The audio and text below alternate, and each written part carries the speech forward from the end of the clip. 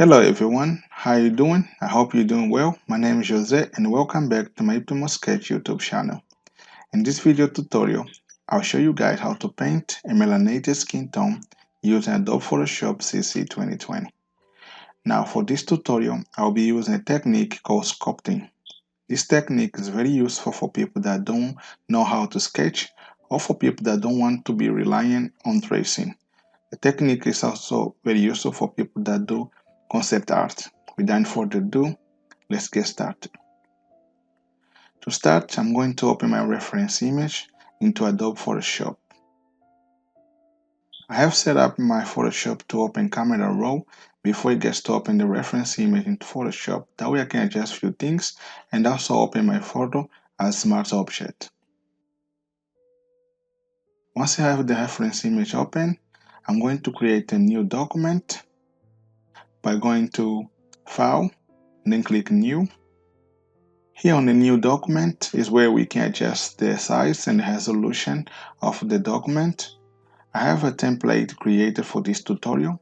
You can go ahead and pause the video and copy the settings that I'm using for this tutorial. I'm using for the width 1080, for the height 1350, and for the resolution 300 pixels per inch. I'm using it for the color mode RGB, and for the background I'm using a custom color. I'm using about 50% gray. Once you have the color, click OK. And also going to rename this project.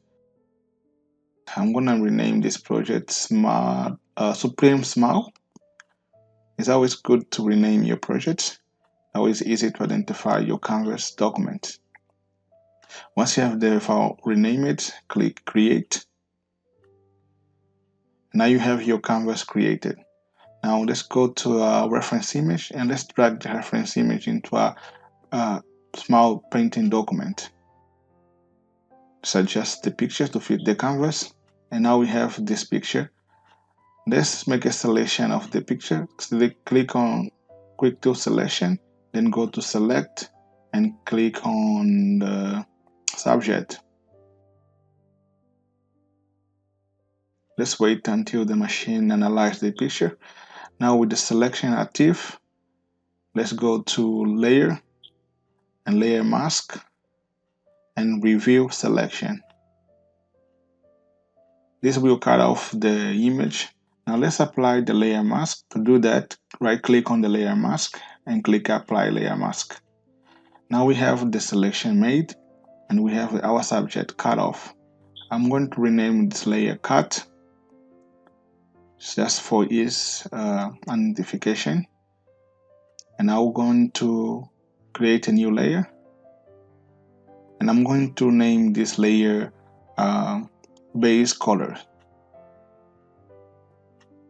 Color base. And this layer is where we're going to insert the base color for the painting. I'm going to select the cut layer. I want to reselect the selection, so I'm going to select on the menu bar and then click Reselect. This will reselect the previous selection. And I'm going to select the color base layer and we're going to insert the color. So I'm going to foreground color. And in here, we're going to choose a color that is between the brighter tones and the darker tones of the subject. So somewhere between, somewhere here. And I'm going to click OK. Now we have the color inserted. Let's apply the color into the layer color base. So we're going to Edit on the menu bar. And we're going to click Fill. Here on the fill settings, we're going to click on Content and then we're going to choose foreground color. And then we're going to leave everything else as it is and click OK. Now we have the color inserted. Let's go and deselect the subject. To deselect the subject, we can go to Select and then Deselect. Now we have the color inserted and we're ready to divide both documents into two vertical windows. So I'm going ahead and I'm going to click on the reference document and I'm going to Windows, Arrange, and click on Two Up Vertical. This will divide both documents in two different vertical windows. Now we have both documents side by side. Let's organize our painting document a bit more. So I'm going to create a group. Let me rename first the background layer real quick. I'm going to rename gray 15%. That way we can keep things a bit more organized. So I'm going to group all the layers that are related to the base of the painting, which is the color base, the cut, and the background. To group, you can simply press Ctrl G on your keyboard. I'm renaming this layer bases, and I'm deselect the cut, which is the reference image. I'm going to create this new layer, and I'm going to call it shadows. And also going to create a group in which I'm going to put all the layers related to shadows. And I'm going to rename this group Painting Phase 1.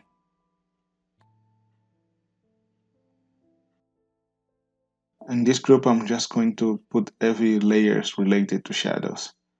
Now, there's one more thing that we need to do before we start painting, and that is to make sure that we add filter into the reference image. Now, click on reference image and go to filter,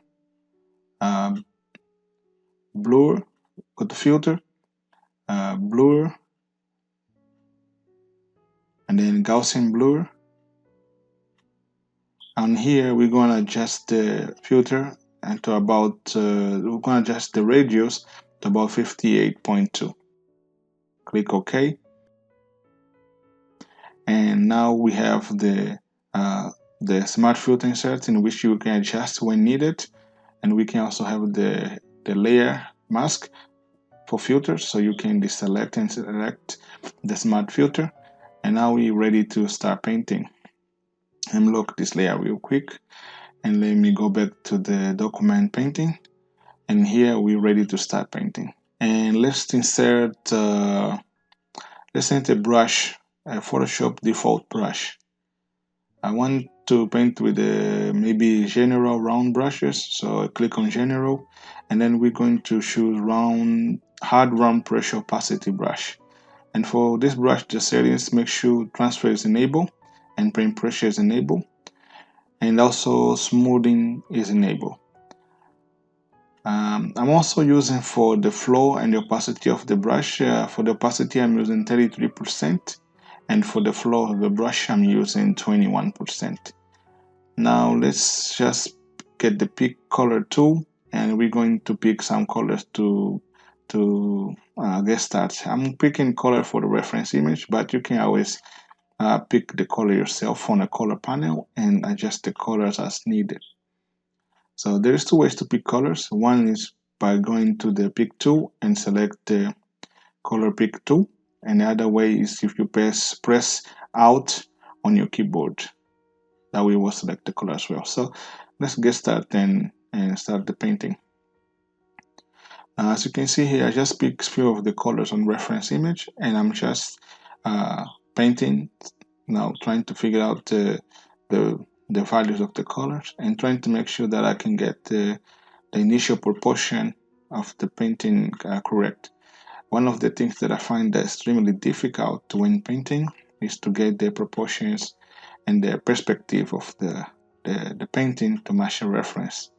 Extremely hard, but I'm just trying to make sure that I can somehow get the right values. I find out that the colors that I was picking for the reference image were not giving me the right results, so I decided to pick the colors myself.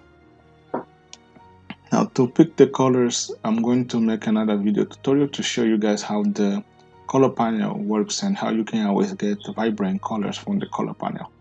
I don't have much experience on color theory, but I have developed a technique that allows me to pick colors that are always vibrant and always close to the reference image. So in here, I'm just trying to get the proportions right. For my initial paint, I'm always trying to get the proportions in place, because they make 80% of the painting looks, if you get the proportion right, or at least very close to the reference image, then your paint is going to look much realistic. This painting technique is called sculpting, like I mentioned on the beginning.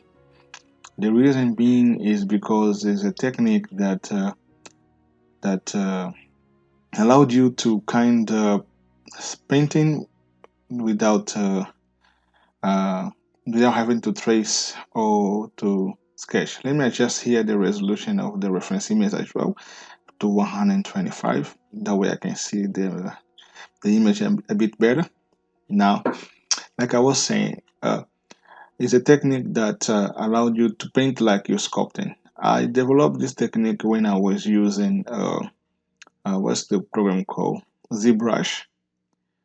On ZBrush, you start with something with the clay, and then you sculpt the clay to have a realistic looking or shapes and stuff like that. And when I was doing that, I found out that perhaps maybe that technique can also be applied to painting. And the only thing that was missing is that when you're doing ZBrush, you're in a 3D environment, so it's a bit easier to maneuver the clay over to the 3D environment. So I have to develop something on Photoshop to get me similar results to the techniques using on ZBrush. Now here I'm adjusting a little bit the radius values so that I can see a little bit more details. Now every time I need to increase the details on the painting, I'm going to reduce the filter values on the reference image. I'm gonna do that throughout the painting. I'm still using the same brush. I just want to highlight that.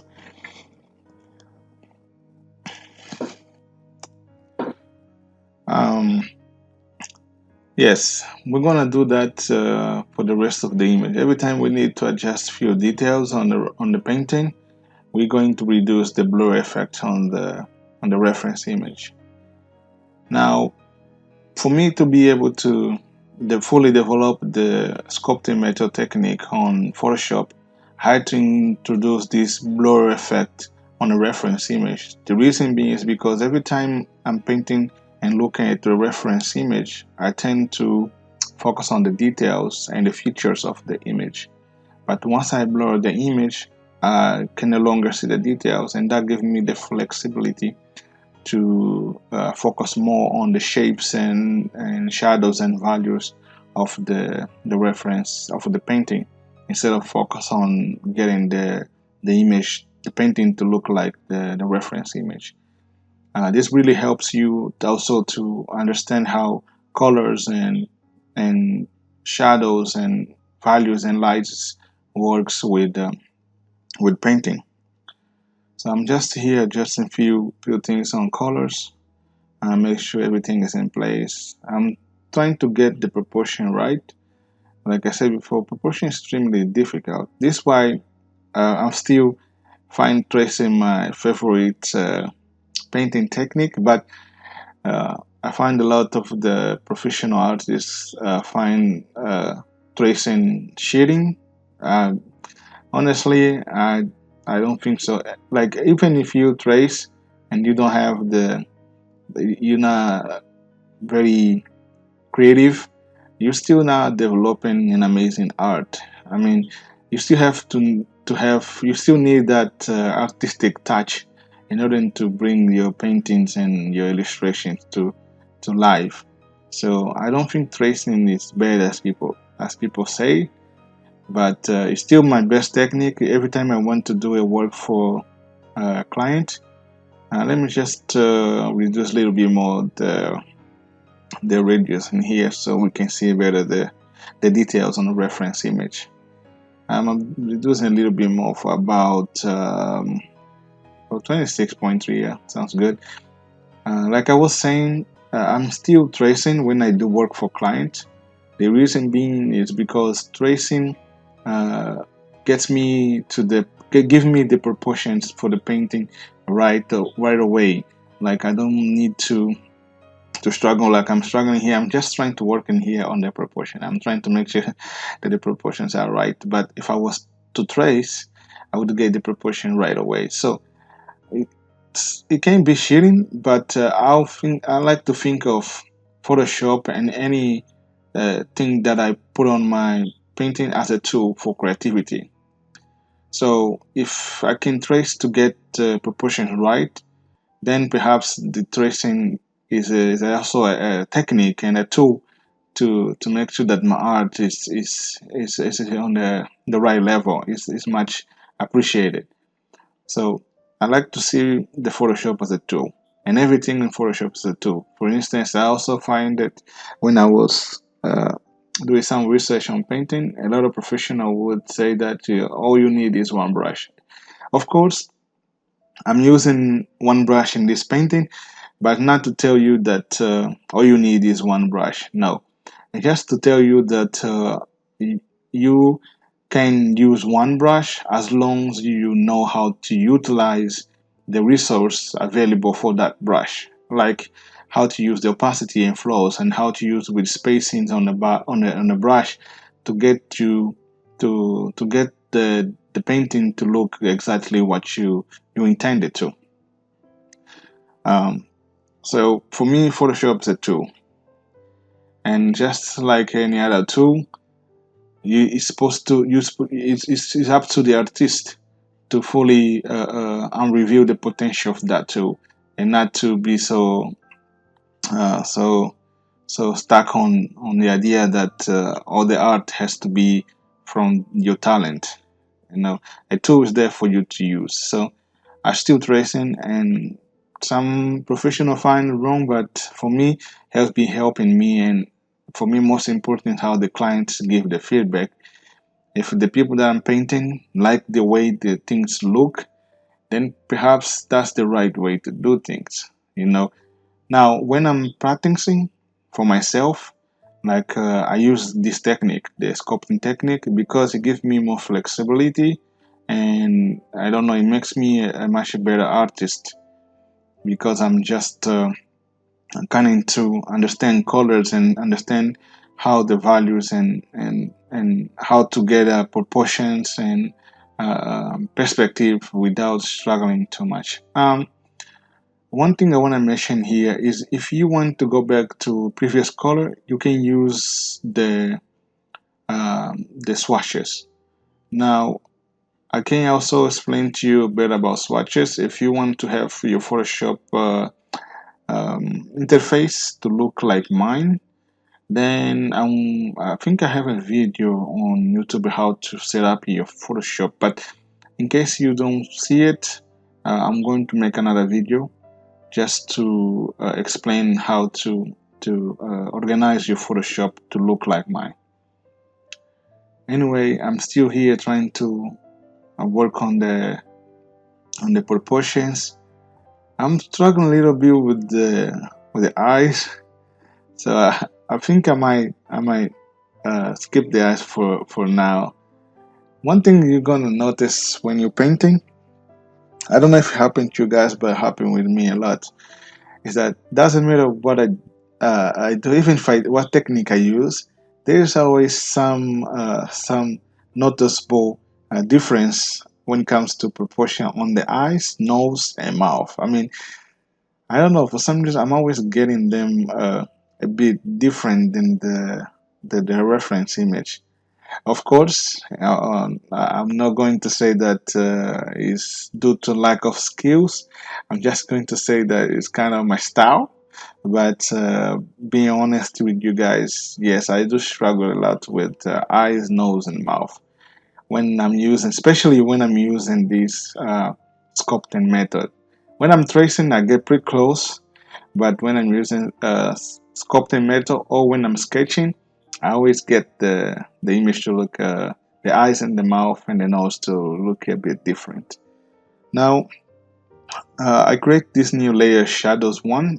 just to complement the previous layer. Every time I'm happy with, let me make a selection of the ring. To make selection of the ring, I select the ellipse tool, and then I'm going to free transform, and I'm going to adjust the angles to fit to look more like the ring on the reference image. Now I'm going to save this selection just in case I need. So I'm going to channels, and I'm going to create the layer mask for the alpha 1, and this will save the selection, and anytime I need the selection, I just can come back and click on the alpha 1, and can have the selection appear again. Let me try to paint in here. Now I don't use the selection for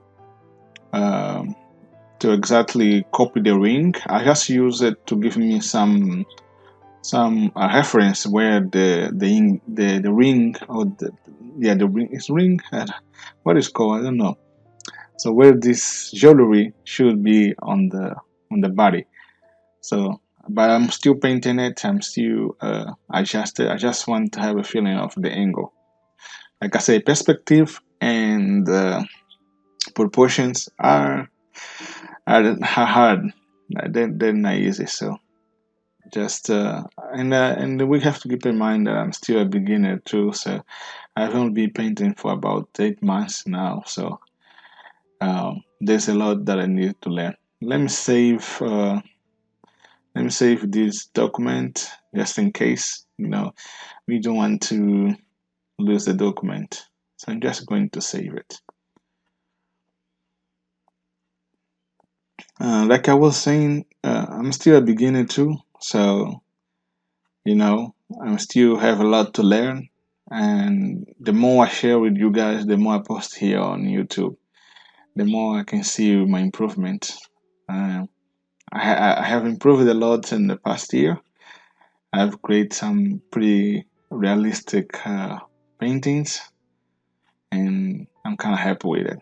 Now I'm going to tweak the eyes again. I'm struggling here with the eyes, man. I don't know. The eyes is not easy. Struggling here with the eyes. When I paint eyes, like when I was learning to paint, I was practicing painting some eyes. I was getting pretty good in doing just the eye by itself.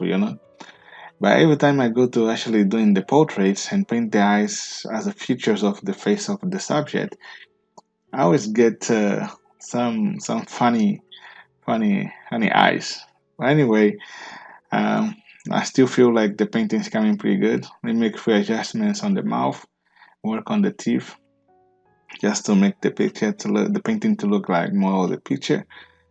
And oh, one more thing. Let me know in the comments, and if you guys like this technique of the sculpting painting technique. Let me know in the comment, and let me know what kind of techniques you guys usually use to paint portraits. And if you guys like the video, please leave a thumbs up and comment, and also don't forget to subscribe.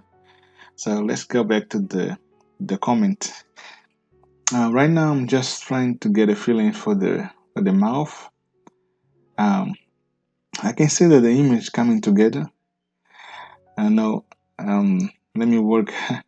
I'm gonna be trying to get the feeling for the wrap. And in this moment, I realized that the dimensions, the proportions, the proportion of the painting was wrong. But I'm still happy. At this point, I'm not gonna make a dramatic change. So I'm happy with what I got so far. So I'm just gonna keep going.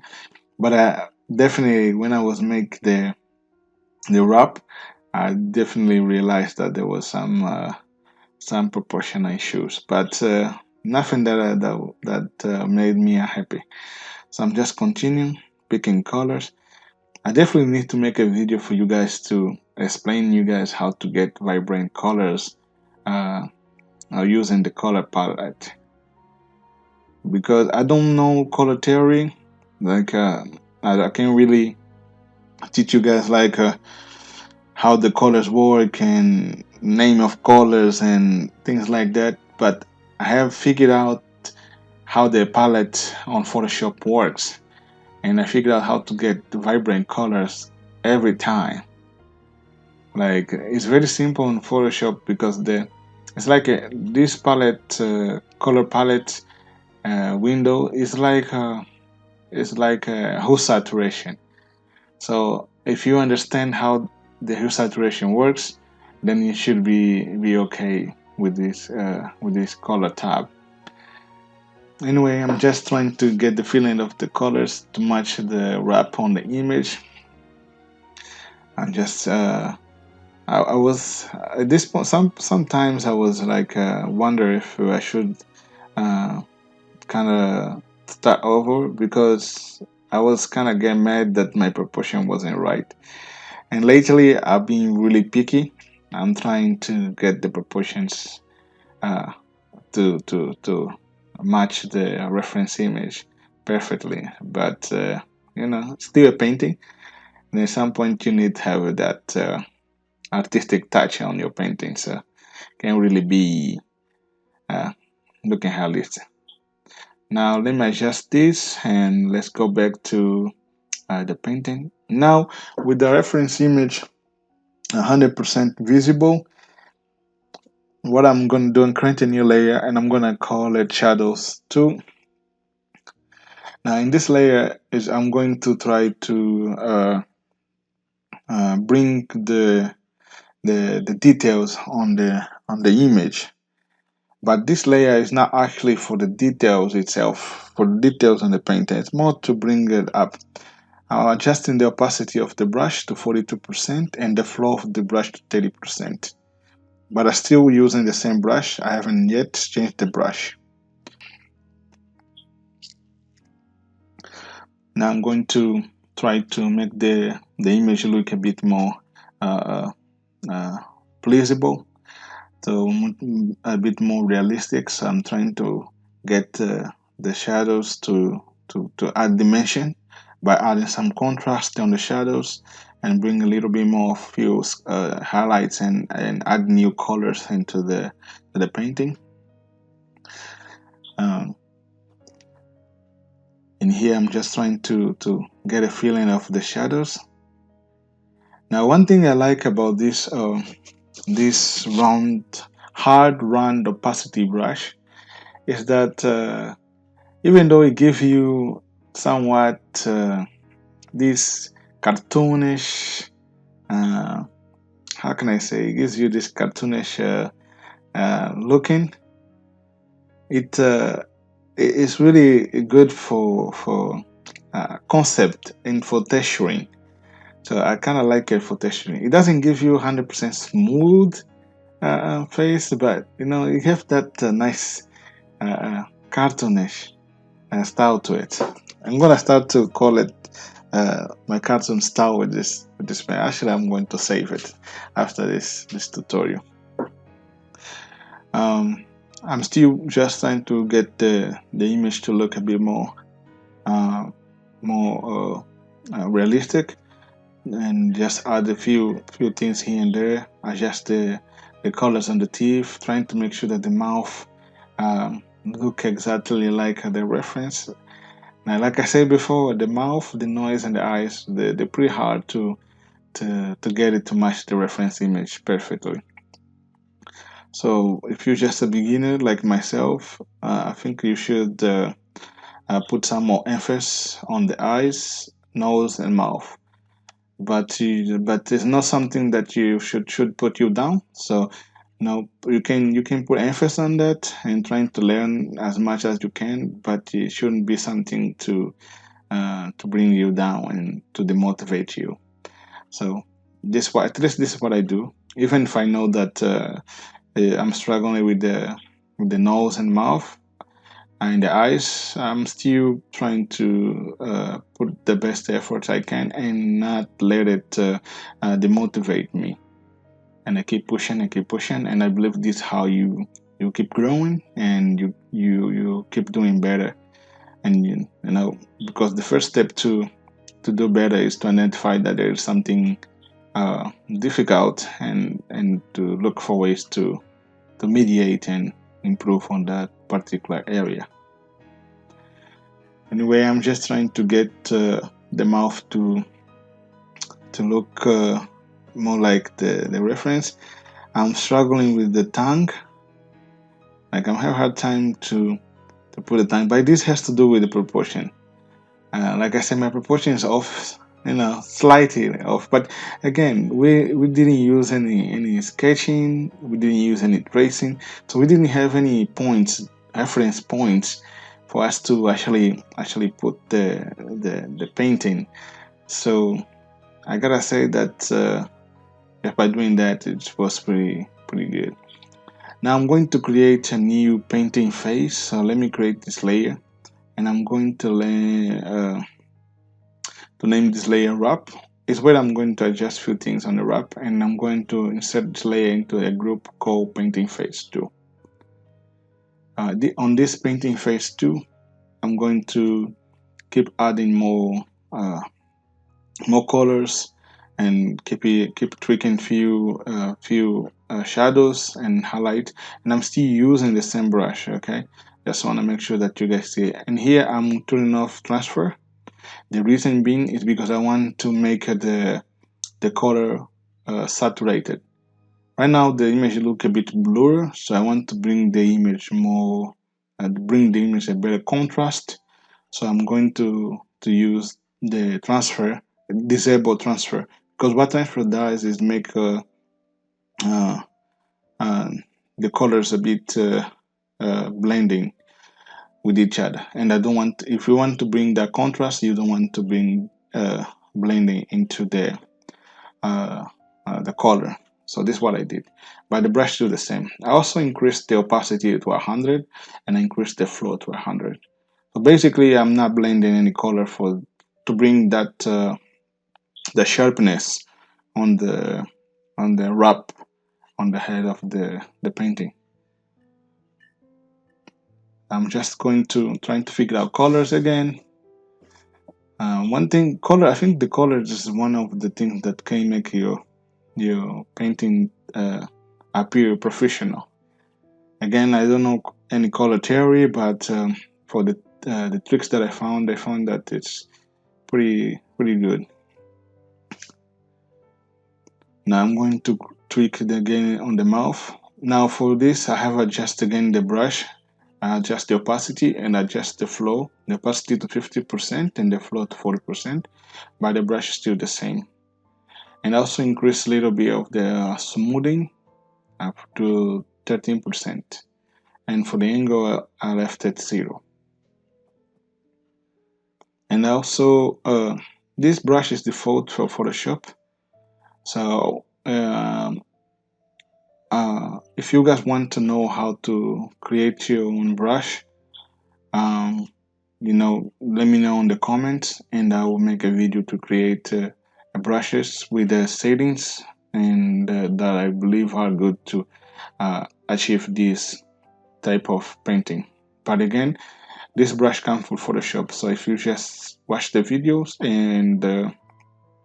and use the same brush and the techniques that I'm using, you should be able to come up with something similar or even better than my painting. Anyway, I'm just doing some tweaks here and there, add the highlights, add more contrast on the eyes, trying to get the jewelry to to be more contrast and be more sharp. I'm trying to get my artistic touch on the painting. I like the paint to look a bit more different than the original, so you to have some difference. You don't want it to be just 100% the same. We don't want to steal the photographer art, so we want to make our own. So I want to add my artist touch on the paint. As you can see, I'm trying to make the highlights and on the skin to pop out more, And one thing you might notice, I like to keep my layer organized. It's easy for me to find to later on to find and tweak things on the layers. I'm trying in here. I'm definitely work on my artistic touch. I'm making the teeth and everything else more shining, and work on the hair.